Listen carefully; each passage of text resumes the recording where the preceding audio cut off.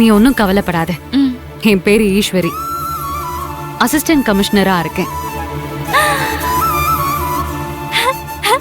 அடியாத்தி, நீங்களும் பெரிய police officer தானா? ஆமா மேடம் மேடம், எனக்கு கொஞ்சம் அந்த கமிஷனர் ஐயாவை பாக்குறதுக்கு கொஞ்சம் உதவி பண்ணுங்களேன்.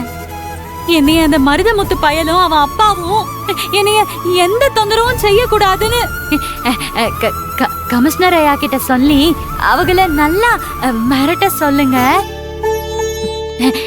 நான் பாவம்ல, என் அம்மாவும் ரொம்ப பாவம். அப்புறம்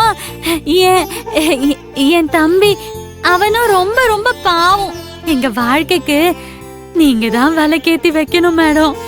என்னைய அந்த கமிஷனர் ஐயா கிட்ட கூட்டிட்டு போறீங்களா? உன் பிரச்சனையை தீர்க்கிறதுக்கு கமிஷனர் தேவையில்ல, நானே உனக்கு உதவி செய்யறேன்.